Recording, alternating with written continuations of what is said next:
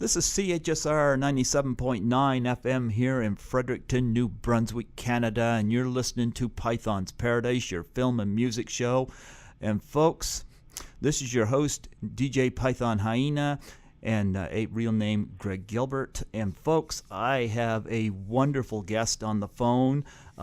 Steve Joyner has hooked me up with some very talented people, and this guy in particular, Larry Wilcox. You'll know him from the TV show C.H.I.P.S. How do you do, Larry? Hi, DJ. Good. Thank you for having me, and thanks to Steve Joyner. Well, Steve just showered you with praise, and you're like the third interview this week I got from him, so I'm really glad I connected with him. But he had to no end good things to say about you. Oh, good. He's a good guy. Thank you very much. How did you two meet? You know, I don't remember how we met, to be honest with you. I think on the internet, but I'm not really sure. He's been a good guy. He's, always honorable, shows a lot of integrity, and introduces me to media groups that want to do interviews here and there. I don't have a lot of time to do interviews, but I do them once in a while, and he's been a good guy about it. You know, I kind of met him accidentally, too. Never met him personally, but I think I had him on my friends list on Facebook through another interviewee, and I kind of noticed some posts he put on and whatnot, and I just kind of reached out to him and had him. He was my first interview of the year, and boy, I'm glad I chatted with him because he had some connections, and he liked his time with me, so he decided that he wanted other people to come and experience the show, so glad to have you.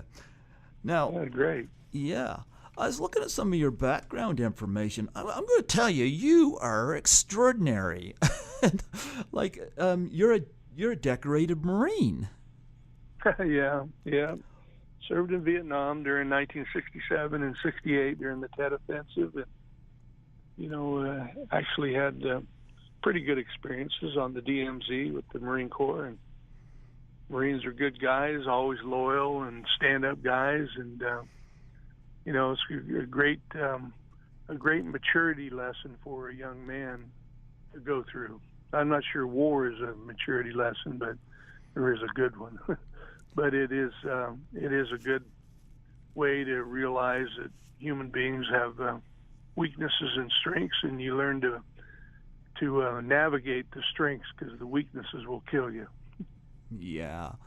Well, I some of my favorite movies were set during Vietnam, like Apocalypse Now and Platoon, and it's one thing to see it on the screen, but you were right out there. I mean, that's what's it like being that close to that much danger, especially life-threatening like that?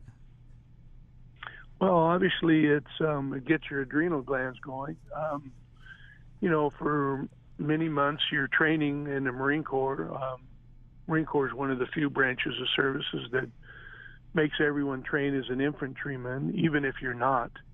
And so you have to shoot the rifle as an expert from 500 meters, and 200 meters, and 100 meters. And so, you become a really, really good marksman. That's number one. And by the time you're done, you're physically in shape and believe that you're immortal and all the naive things that a young man believes in his identity crisis. He thinks he's accomplished it all. So by the time you go to war, you're pretty prepared. But even when you're there, you're scared. This isn't a paintball game. This is for real. And then, of course, you're exposed to lots of death. And, a lot of your buddies you lose, and you have those doubts about why you're here and why they're not. And so it was a whole interesting psychological experience. But, excuse me, I always say it was kind of a blend of illusion and reality, and confused the hell out of me. And, to this day, I think I carry certain parts of it here today, even at this late hour in my life. But I don't dwell on it. I try to move on.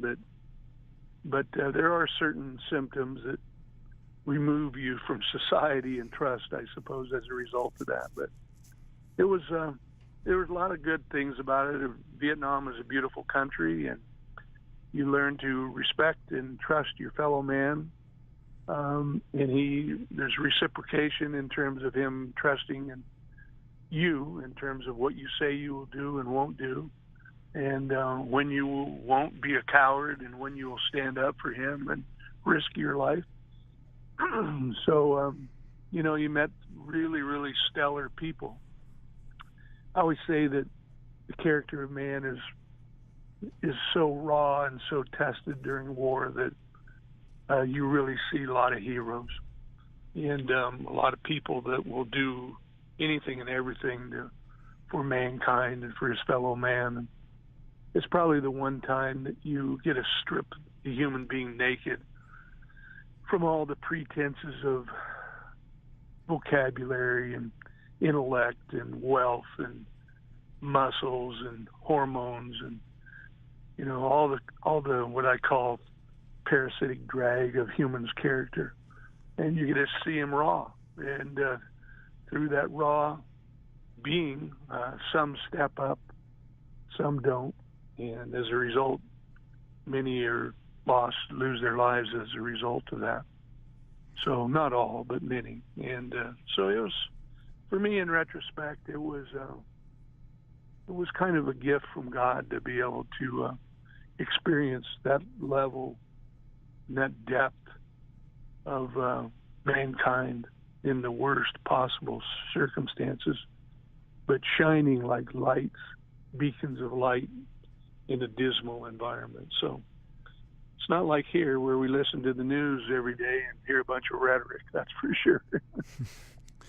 Well, you mentioned beautiful country, and I got to say, like, I've only seen it from the movie standpoint, but like looking at Apocalypse Now and Platoon, the jungles look absolutely gorgeous, and it's sad all this chaos and tragedy is going on within it. Yeah, it really is a beautiful country.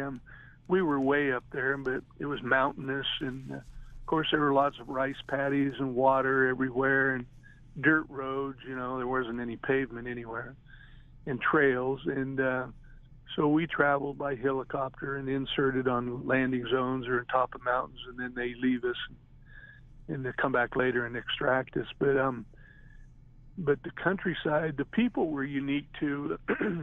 We were with a lot of French-speaking Vietnamese. Okay. Because of course the French had been there prior to the Americans, and didn't do well. And it was an interesting war about the rules of engagement. That's why I'm not a big fan about the politics of the rules of engagement for police and firemen and for military guys. Because when you're on your first responder or on the front line and there's a firefight and people are shooting at you, or you're about ready to be ambushed, the rules of engagement unfortunately don't apply. And as a result, we see guys who now are in Leavenworth prison for breaking the rules of engagement. But they had a rationale, and I think deep in their heart they believe they did the right thing and are thus punished. But it's a tough environment in terms of you can't shoot anyone this week because we're on a truce, even though they're shooting at you. And they're shooting rockets and mortars and firefights, but you can't shoot back. That doesn't make So any it's sense. Illusion and reality confused. Paradox. Just curious, when you were there, did you see any interesting animals?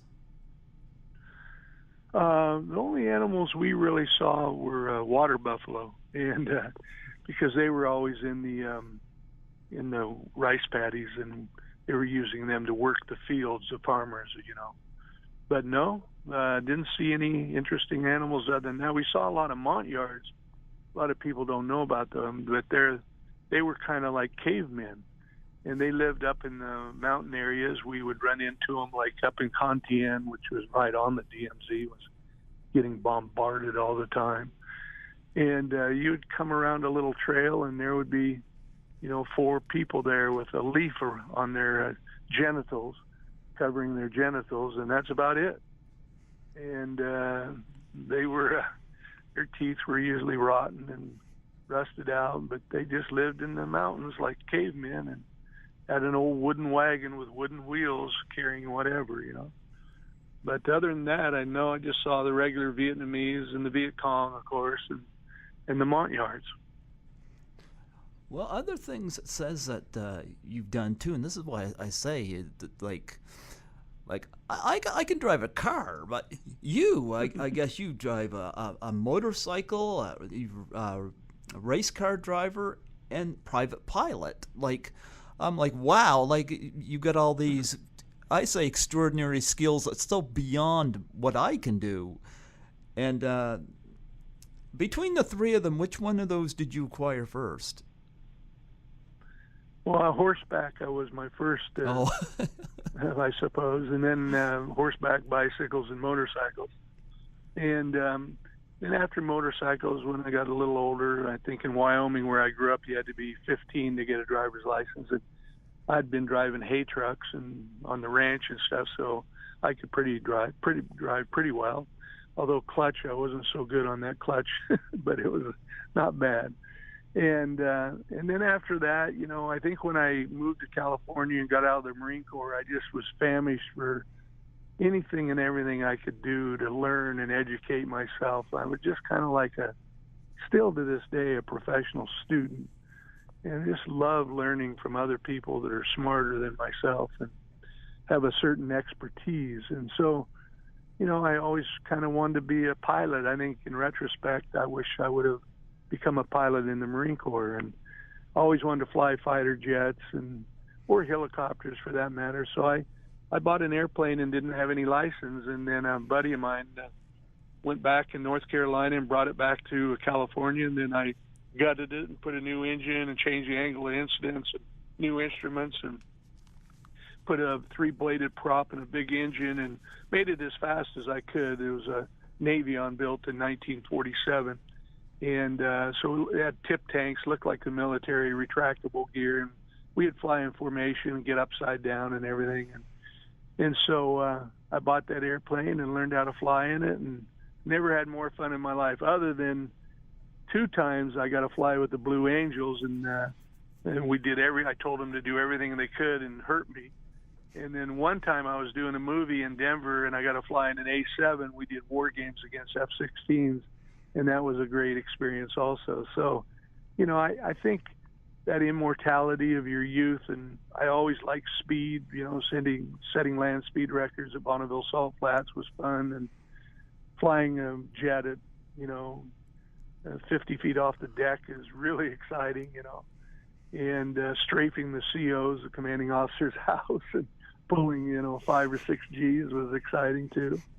Going through ejection seat training was exciting because, they put, 132 G's per second on your body, and it's you have to go under the water and then get out of the harness. And so all that training and stuff was fun for me, and I don't think I would be so good at it today, but I really enjoyed it then. Was it difficult to learn to fly Yes. a plane? Excuse me. I think, it wasn't real difficult. I think anyone can learn it. You have to have a certain intellectual capability of learning the weather and computing and math and all of that, but it isn't real difficult. I'm no genius. I did take a lot of math in school and chemistry and physics and biology, and in college.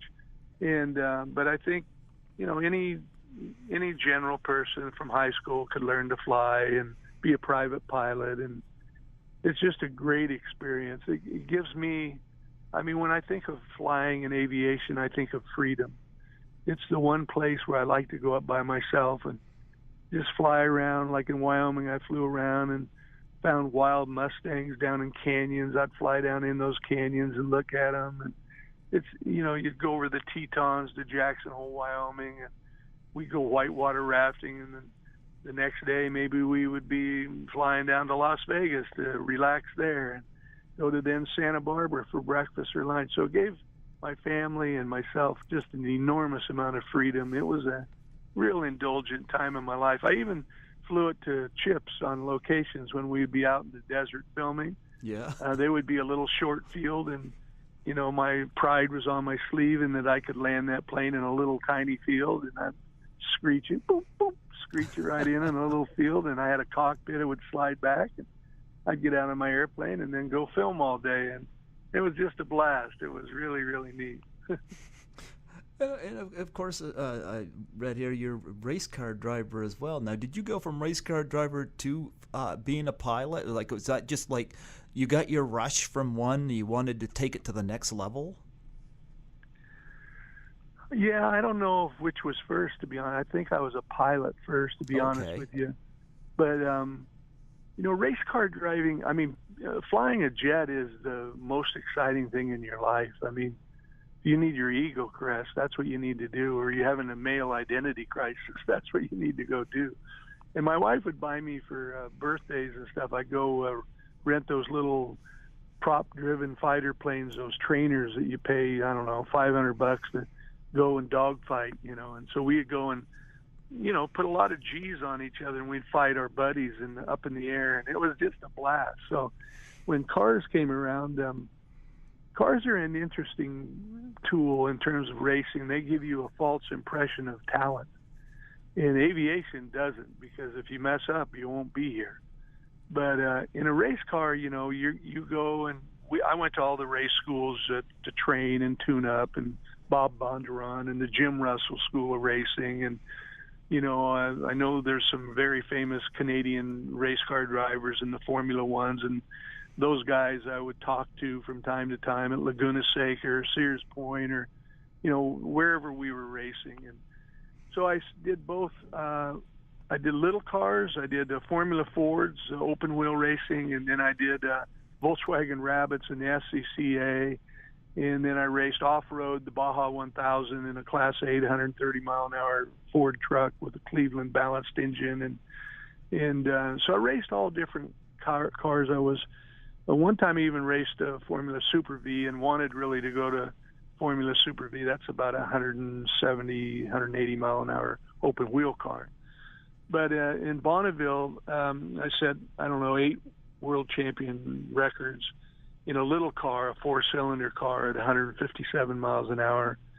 And I got an email just yesterday or day before saying, "Hey, Larry, I just broke your record, and you're on the FIA, I don't know what that stands, FAIA or something, the Federation of Automobile, blah, blah, blah, blah, and it's the national organization for land speed records and stuff." So I had fun. The trouble with racing a car is in Bonneville, you have no sense of speed. So for me, that was boring. You don't have you're not going by any fixed objects that you can sense velocity. It's just flat. And so 150 doesn't feel any different than 60. And so that was kind of boring, to be honest with you. You hear the engine revving to its maximum RPM, and I guess that's the only thrill you get. But in race cars, when you race Formula racetracks or ovals for that matter, you really think that you're racing really fast. You're going 120 miles an hour into a corner in a little car, and wow, and you're screeching through the corner, and you come out the other side, and you just come in and compact the air against the wall, so you almost crash, but then the compaction of the air pushes you back out just an inch or so and saves your life. And every time you go through a corner, you're pushing the threshold of life. And so you think you're really talented. And then you realize that when you're racing with some of the guys I raced with were Pernelli Jones and Walker Evans and Ivan Stewart, and these guys are just so talented that live on the edge every single corner. They're going to crash, but they don't. And then you realize that you're not even close, dude. You're racing by yourself, and you did fast, but they're going to lap you in 10 more laps. So it was a great experience, and I'm very grateful that because of my C.H.I.P.S background in television, Lassie and C.H.I.P.S and Disney movies and stuff, that I was afforded that opportunity. So with humility, I'm really, really grateful. Of course, riding a motorcycle, of course, goes right hand in hand with your role as Joe Baker and C.H.I.P.S. Yeah, I think John Baker was kind of my and 7 Mary 3 were my call letters, and that was kind of like what I am, as a person. So if you did too much acting, you would probably ruin that show. You just kind of had to be yourself and show some charisma with respect to the other characters. And so we had a good time. I think that's how John Baker kind of was Larry Wilcox. Yeah. Before you did C.H.I.P.S, though, I was kind of looking back in your filmography. You was in a movie called Last Hard Men in 1976. I would have been 4 when that came out. You got to work with Charlton Heston and James Coburn, 2 acting legends, and of course Barbara Hershey's still with us. Right. Yeah. What was that experience like? Oh, it was great. The director was a famous director who has since passed. I really loved him, Andrew McLaughlin. And he used me in almost everything. He would bring me in to star in it. And excuse me, that's what sometimes directors do. They find actors that they can trust and rely on, and they know that the actor will bring more to the character than they can even direct you as. So he cast me first in a Western called for Disney that I starred in with one other actor, Jim Davis, who was on Dallas. And it was called, at that time it was called Open Winter. They changed the name or something else. But it was a 2-hour movie, and we were cowboys bringing horses and rounding up cattle and stuff like that. And then he asked me to do The Last Hard Men, and the way they had written the character was kind of a boring all-American guy. And, at that time I thought I was an actor, and so I decided I would make it more interesting. And so they shaved my head, the side of my head, and had a little patch of hair on the top, and I wore a little black derby, and he always sucking on candy canes, and always wanted to. He was in love with Barbara Hershey in the movie, even though he was a criminal, and he had these sexual fantasies about that character, and so he was actually a very interesting little character that I created. I was proud of that in The Last Hard Men. And James Coburn was always a good guy and full of good energy. Charlton Heston was a quiet professional, always ready with all of his stuff, but wasn't very social, and always looked like he was having back problems and stuff. So it is what it is. And then Michael Parks was in that movie also, and he was a really good actor and a very, very talented, kind of like a James Dean type that should have been a major star in film business.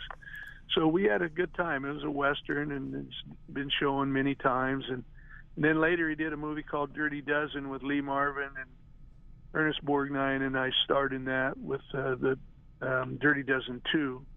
And Lee Marvin was quite ill during that time, but he was a good guy. He was in the Marines, and like I was, and so we had a mutual respect, and we got along well. And he was impressed that I created this character that always was playing baseball with no baseball, and kind of a mentally disturbed guy. But we had a good time. We filmed it all in England and London, and that was another fun picture that I did with Andrew McLaughlin. So good times. Yeah, you did quite a few Westerns back then. Yeah, we did a few, and then as a result, I got to do all those rodeos with the famous old actor Ben Johnson, who was Academy Award winner. And I remember him back in the day of doing Shane, and he was a world champion team roper. And so we'd do those celebrity rodeos, and had fun with old Ben and Casey Tibbs, who was a world champion bronc rider when I was a boy. And so I got to meet all my heroes. It was a great time. Yeah, well, of course, being out there in the Old West, you had to handle a gun, and of course that would lead to you doing the same when you played these cop roles as well. Yeah, I used to have a stunt advisor named what was her name? Oral. Can't remember his name actually. He was a Scandinavian guy, and he would help me with the quick draw and the spinning of the gun, and the six-gun. And then I had guns all my life. So as a boy, we always had 30-30s and 22s. And then, of course, the Marine Corps trained us to shoot very, very well. And, I've had them ever since. And I've enjoyed them. And I've enjoyed skeet shooting and target practicing, and taking my boys doing that, and hunting, and so fishing. It's fun stuff. Just out of curiosity, did you have a favorite Western? Well, I guess my favorite is the old one, Shane. Okay, yeah. That's a real old Western, and today it's a little not time sensitive and a little dorky, but I still like it because Shane leaves in the end, and that little boy's crying, "Shane, don't leave me, don't." Yeah. So I liked it. It was good. Yeah. Another movie that you were listed for that got so many bad reviews, but I have to admit, I laughed at it. And that was Loaded Weapon 1, National Lampoon's Loaded Weapon 1. Oh, yeah. Yeah, Erik and I did just a cameo in that movie, and but it was kind of fun in that we shot our guns and made fun of ourselves, if you will. And but we had a good time. It was it wasn't supposed to be Gone with the Wind. It was just a entertaining little comedy of sorts, a spoof. Making fun of Lethal Weapon. I think the scene that made me laugh the hardest was where they're making fun. I think it was Lethal Weapon 2. I get them all mixed up, but of course in Lethal Weapon 2 you had Danny Glover on the toilet, and there's a bomb, and Mel Gibson has to find a way to defuse it. And of course in Loaded Weapon 1 you got, of course, instead of Mel Gibson, it's Emilio Estevez, and he sees the crack of the door open, so he goes in, draws his gun, and gets against the wall and goes up the stairs, kicks the bathroom door open. Samuel L. Jackson sitting on the toilet, and he goes, "Everything okay?" And he goes, "Yeah, just taking a shit." Yeah. Exactly. I thought that was hysterical. I think that was in '93. I think that came out. Was it '93 or '91? I don't remember. Yeah. I know it was just before Samuel Jackson hit it big with Pulp Fiction, but he certainly came out of his way. But he was very funny in that movie. And even the scene where he picks up the microphone and he's speaking another language, and he says, "Can I have the one made in America, please?" Yeah. I cracked up at it. I know there's a lot of critics did not like it, but must say I get a kick out of it. I think it hit the nail on the head and some of the stuff that it was making fun of. So yeah. Yeah, and you got to do the cameo. How did Erik like doing the cameo in that? He enjoyed it. We both had a good time. We were laughing, and it was fun that they used us in it. It was we were the flavor of the month then, so it was good, Yeah. How did they come about approaching you about this? Well, just typical, they would contact our agents and say, "Hey, they're doing this spoof called Loaded Weapon, and they would love to have you and Erik in this one scene or two scenes, and they'll pay you good just for one day's work, and could you come down? Would you be interested in doing it?" So we said, "Yeah, we'll do it. Let's see the script." And yeah, okay. Was it funny on paper? It was. I thought it was. I still think it was funny on screen. I get a lot of comments too. On my Facebook and fan site at LarryWilcox.net. I'll have, a lot of people always talking about it. So I guess they liked it. Who knows? Yeah. The new C.H.I.P.S movie that's coming out is a spoof too, and that's coming out in March, I think. And I've seen the trailer for that. I'm personally not a big fan of it, but I don't know. Maybe the C.H.I.P.S wouldn't translate well today anyway, even though it's still on MeTV and has lots of fans, and the fans get mad and when they take it off, and MeTV puts it back on. So I guess it still even has a younger audience that it appeals to today, where young kids are starting to watch C.H.I.P.S. So from that standpoint, it's good. But the new movie is pretty raunchy, so I don't know. I know the California Highway Patrol did not endorse it, didn't want it on. But, it's today, I guess it's raunchy comedy, so who knows? Maybe it'll do well, maybe not. Wow. You know what? You just brought something to my attention. I did not know they were doing a C.H.I.P.S movie. Yeah, it's coming out in March. Wow, and that's not that far away. Why haven't I heard about this? I don't keep watch on too much stuff that's up and coming. Like when I go to the movies, I see the up and coming trailers. But who's supposed to be in this? Do you know? Dax DAX Shepherd. He's a Okay. comedian. And I forgot the other guy's name. He's, I can't remember. Well, I like Dax Shepard, but I suppose he's stepping in your role, huh? Yeah, he's John Baker. And there's a Latin gentleman. It's Erik Estrada, Poncherello. Well, I like Dax, but I tell you, he's got pretty big shoes to fill if he's going to fill your shoes. Yeah, thank you. Yeah. Well, I'm sure he'll do it in a comedic way, so, so be it. Well, they're going to handle that very carefully because I remember when I was young, I watched Dukes of Hazzard when I was young. I hated that pathetic movie that they did on it. They killed it. Yeah, I think this is going to be a pathetic movie too, but I can't believe Warner Brothers, you have a franchise that's still marketable, you could have done a really good movie and then a new television series with new, edgier guys, but instead you do a spoof, and I just don't think it works. And when you do them raunchy, I think you take away I don't know, maybe I'm wrong. Maybe the youth today likes that raunchy, so it depends on what one likes. Wow. Yeah. But of course, you played in C.H.I.P.S there for years. You were in all except for that last season. Of course, I believe you opened a production company. Is that correct? Yeah, then I started producing and actually did it in Canada. I produced a bunch of episodes in Toronto, and I did a television series called The Ray Bradbury Theater through my production company. Okay. And then I did another story about a Canadian, the death of a playmate, the Dorothy Stratton story. I've heard of that one, yeah. And that was Jamie Lee Curtis, and produced that.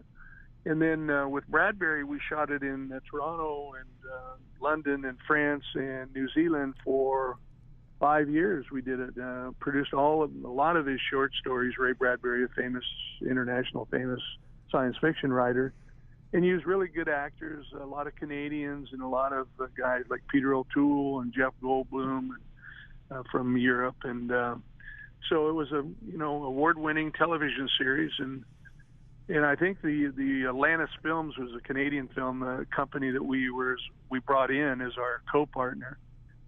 And I found out recently they sold. I owned the series; they owned a portion of it, and they sold it, which I think is illegal. But anyway, they sold it, and and a bunch of other properties for hundreds of millions of dollars. So but it was fun. We enjoyed producing it in Canada, and the geography was fantastic there, and great visuals. We had a good time. Yeah. Did you when you stepped away from C.H.I.P.S that last season? Did you have any? I know you wanted to do your producing and whatnot, but did you have any regret stepping away, or did you just feel it was time? No. I mean, what happened is I didn't know this at the time. I was doing a personal appearance in Rio de Janeiro and in Brazil and Sao Paulo, and then I got a telegraph or something from my agent who's saying that they're not going to have you back on C.H.I.P.S the sixth season. And I said, "What do you mean they're not going to have me back? What are you talking about?" Well, in those days, Erik Estrada had wrecked his motorcycle, and so he sued MGM. And part of his settlement was that he got a new car. And so I had favored nations. So he got a new Rolls Royce and I got a new Rolls Royce. Favored nations means whatever they get, you get. And then later, subsequent to that, he sued him again. He wrecked it again. It wasn't a tragic accident. His first one was almost tragic. They thought he gave him last rites, thought he had died. And but the second one was kind of, I think, setup of sorts. But he sued MGM and NBC, and in doing so, Erik went to NBC and demanded that he be the only star of the television series. And so, or he wasn't going to do it the next year. Well, you had him in kind of a bind because they had 5 years of the television series done, and if they didn't get another year done, they couldn't sell it in syndication. And all the profit that everybody was going to make was going to be in the sale of syndication rights. So Larry Wilcox became the sacrificial item in that formula because they had to get that 6th year.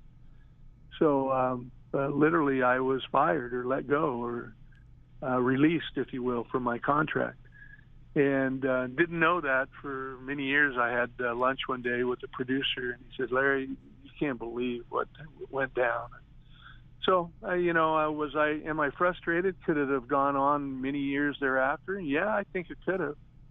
And it's too bad, but, I get along well now with Erik. I mean, I think he was advised wrong by his agents and attorneys, but it was a business deal, so I don't take it personal. And today we have a great time together. We laugh, and slap each other on the back, and go have a glass of wine together and sign autographs together, and everything's kosher, so we're okay. It was one of those things that was, financially injurious, but I kind of am a man of my own being, if you will, and I'm not a codependent and not interested in wallowing in the misery of it, so I went on.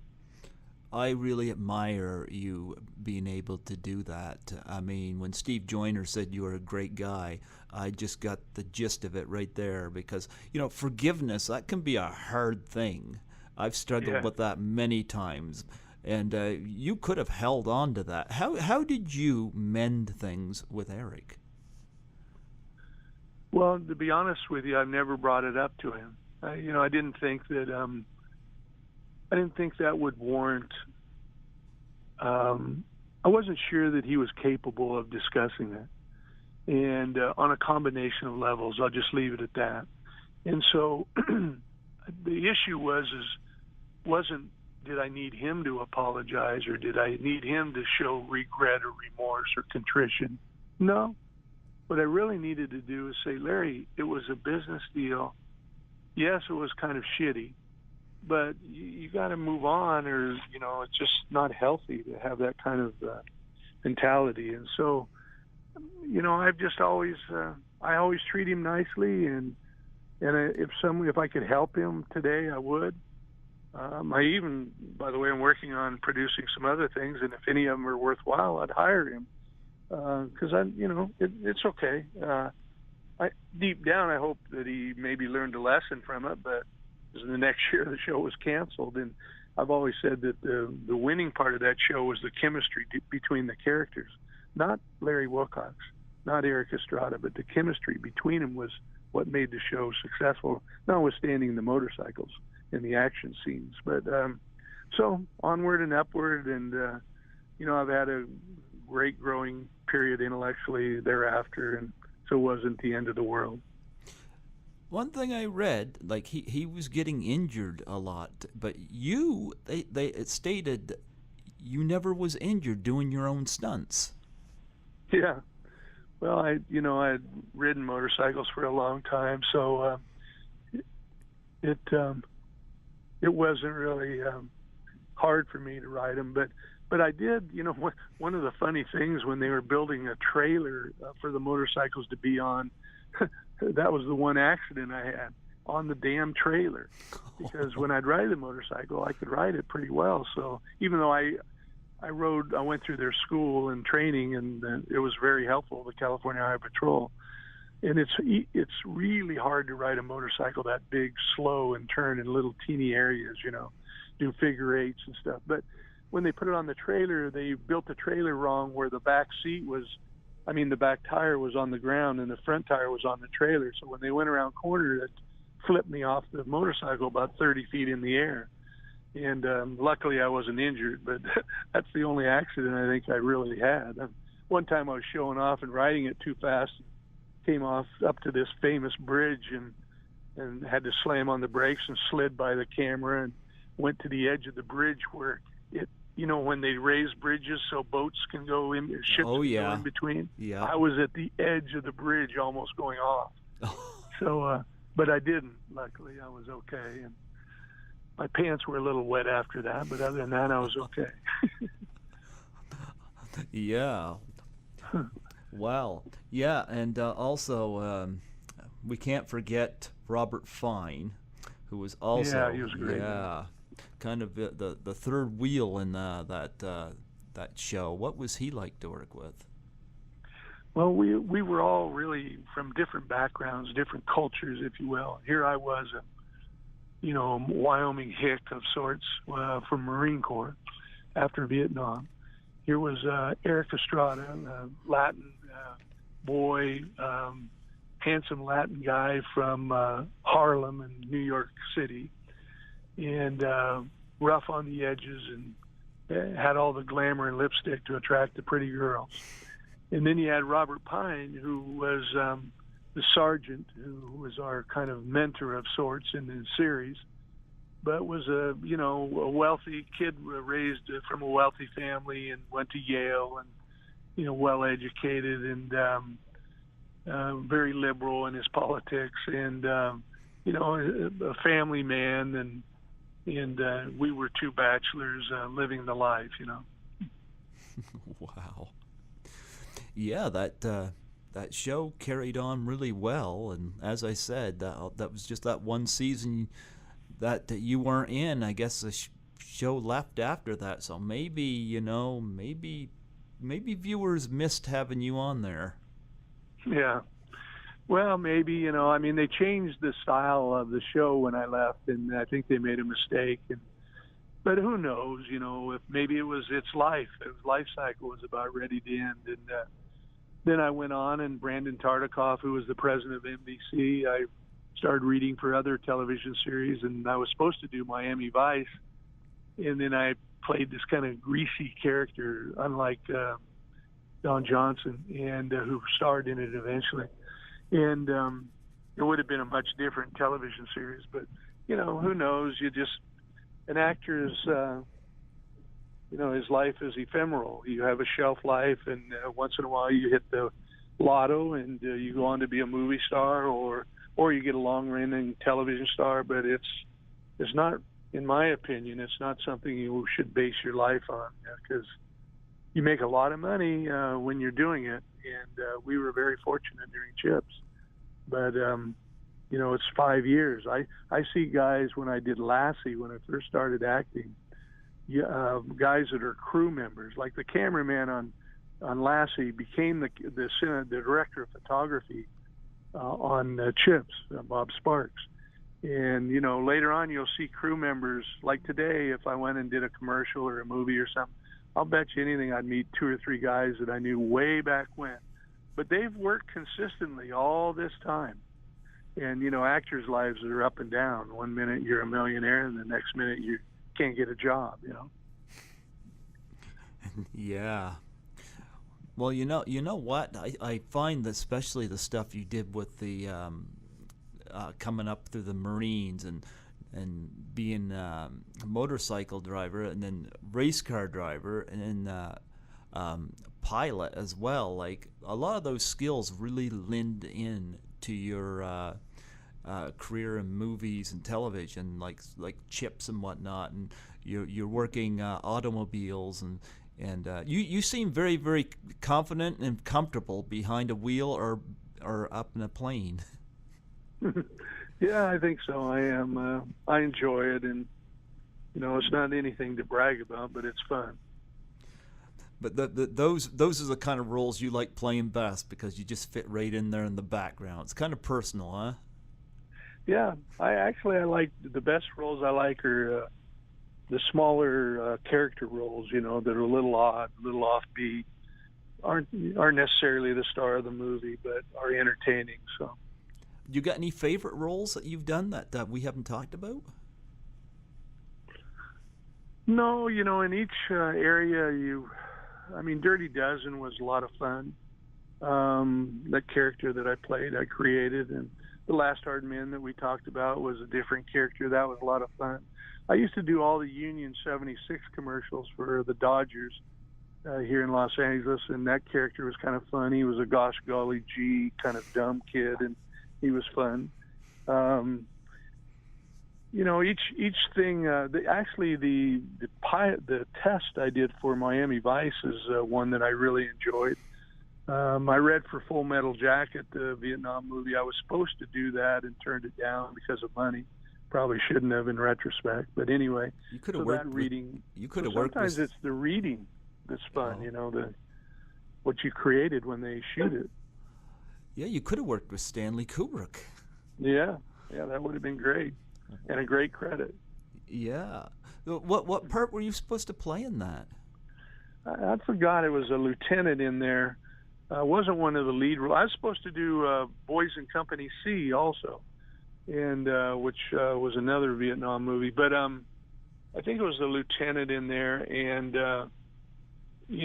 then I was making quite a bit of money as an actor, and I forgot they wanted to pay you scale and be in London for a gazillion weeks, and I just said, I'm not doing that. I'm not working for scale. Well, in retrospect, I should have, Well, but anyway. You think you could have handled 80 takes of Stanley Kubrick? Yeah, I probably could have. Yeah, I've read stories about the multiple takes he does to get a shot, and right. He was good at it, but I'm going to tell you, quite an obsession. Yeah. Wouldn't mind. Well, I think what a lot of actors don't realize when directors do that is you did it right the very first time, and it was excellent in some cases. But when you go to edit, it's really fun to find little teeny nuance. And so sometimes you'll see a little nuance in take 33, and then you said the line different in take 44. And then you did a funny thing with your eye for some reason in take 57. So what actors are frustrated, but they don't realize what he's doing is he's cherry picking. He's finding lots of little punctuation marks that can make his scene more interesting that wasn't captured in just one scene, So anyway, that's why. Wow. Well, you know what, Larry? We are coming down towards the hour mark, but I'm going to tell you, my deep apologies. I ended up calling you an hour early, and I figured out what I did wrong. That's all right. Well, I had an interview on before you, and when I book the studio, I book it for 2 hours. Right. And the interview was done after an hour, and I was hustling to get that ready to get it on Draft Podcast. I thought, I only got an hour in between, not realizing I actually had 2. Yeah, no problem. No, but well, thank you. But I got to tell you though, you're every bit as you're more fascinating than I thought you were going to be when I came into this. When I read about the stuff that you drive and the pilot and stuff like that, I'm like, we can talk chips and Loaded Weapon 1 and whatnot, but I'm going to tell you, your backstory is extraordinary. Thank you. Yeah. But I got to say, I appreciate Steve Joyner putting us together and being able to do this interview, but I got to ask, though, before you go, would you please and thank you do a plug for my show? Sure, yeah. Just state your name and say you're listening to, my name's, of course, Greg Gilbert, and my show is called Python's Paradise. And okay. And right. Where I'm located is New Brunswick, Canada. Okay. You got that? You want me to say all those things? Yeah. Just one of them. Okay, let me make a note just so I don't make a mistake. Sure. Just a second, yeah. Oh, no problem.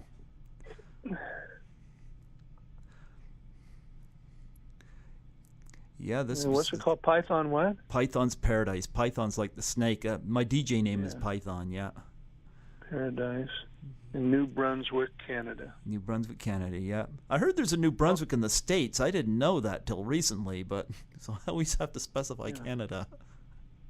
All right, you ready? I'm ready. Hi, this is Larry Wilcox. Thank you very much, Greg Gilbert. You're listening to Greg on Python's Paradise here in New Brunswick, Canada. And must say, Larry, my mom is a big fan. God bless her. She's employed me. Tell her thank you. I will. I'll definitely do that. God bless you, Larry, and thank you so much for graciously giving me your time today. All right. Have a good one. All right. You take care. Bye-bye. Bye-bye.